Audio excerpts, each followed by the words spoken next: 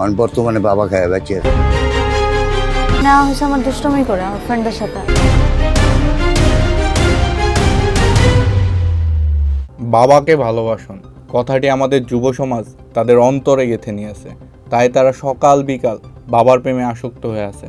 তবে এই বাবা কোনো জন্মদাতা পিতা নয়, এটি হলো ভয়ঙ্কর নেশাদ্রব্য ইয়াবা। শহর থেকে গ্রামের প্রতিটি অঞ্চলে এই ইয়াবার বিস্তার ভয়ানক রূপ ধারণ করেছে। চলুন এই নতুন বাবা সম্পর্কে একটু জেনে নেওয়া যাক। ইয়াবা এর মূল উপাদান মেথোঅ্যামফেটামিন প্রথম 1893 সালে জাপান রসায়নবিদ নাগাই নাগোশিয়া আবিষ্কার করেন এবং পরবর্তীতে 1919 সালে বিজ্ঞানী আকিরা ওগাতা এর আরও শক্তিশালী রূপ তৈরি করেন, যা দ্বিতীয় বিশ্বযুদ্ধের সময় ক্লান্তি দূর করে দীর্ঘক্ষণ জেগে থাকার জন্য জার্মানি, জাপান ও মিত্রবাহিনীর সৈন্যরা প্রথমে ব্যাপকভাবে ব্যবহার শুরু করে। বিশেষ করে হিটলারের নাৎসি বাহিনী তাদের সৈন্যদের এটি প্রতিনিয়ত সরবরাহ করত এবং পরবর্তীকালে থাইল্যান্ড, দক্ষিণ পূর্ব এশিয়ায় এই উপাদানের সাথে ক্যাফিন মিশিয়ে ট্যাবলেট আকারে ইয়াবা নামক মাদক হিসেবে এর বাণিজ্যিক বিস্তার শুরু হয়। বাংলাদেশে ইয়াবার প্রথম আগমন ঘটে 1997 সালের দিকে এবং 2000 দশকের শুরুতে এটি উচ্চবিত্ত সমাজের হাত ধরে টেকনাফ সীমান্ত দিয়ে দেশে প্রবেশ করতে শুরু করে। পরবর্তীতে 2026 সাল নাগাদ এর বিস্তার অত্যন্ত আশঙ্কাজনক ও জ্যামিতিক হারে বৃদ্ধি পেয়েছে, যা শুরুর দিকে কেবল শহরের উচ্চবিত্তদের মধ্যে সীমাবদ্ধ থাকলেও বর্তমানে সহজলভ্য হওয়ার কারণে দেশের প্রত্যন্ত অঞ্চলের তরুণ সমাজ থেকে শুরু করে সব পেশার মানুষের মধ্যে মহামারীর আকারে ছড়িয়ে পড়েছে।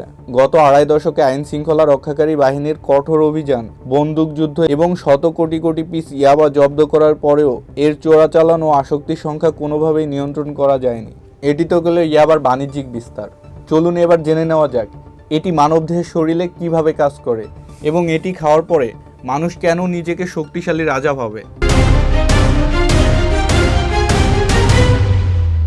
ইয়াবা সেবনের পর এর মূল উপাদান মেথোঅ্যামফেটামিন মানব মস্তিষ্কে ডোপামিন নামক হরমোনের নিঃসরণ স্বাভাবিকের চেয়ে বহুগুণ বাড়িয়ে দেয়, যার ফলে সাময়িকভাবে তীব্র মানসিক শান্তি, অতিরিক্ত শক্তি এবং আত্মবিশ্বাস অনুভূত হয়। তবে এই কৃত্রিম উত্তেজনার স্থায়িত্ব শেষ হওয়া মাত্রই শরীরের কেন্দ্রীয় স্নায়ুগুলো মারাত্মকভাবে ক্ষতিগ্রস্ত হয়। একে একে মস্তিষ্কের কোষ, লিভার, কিডনি, ফুসফুস এবং হার্টবিট পুরোপুরি বিকল করে ফেলে।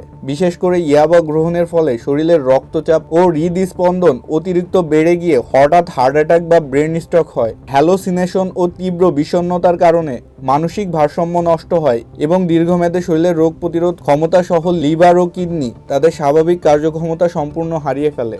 বাবাখোরদের কিডনি, লিভার এগুলো নিয়ে ভাবার সময় নেই। তাদের কথা একটাই, বাঁচবো যতদিন, বাবাকে ভালোবেসে যাব ততদিন।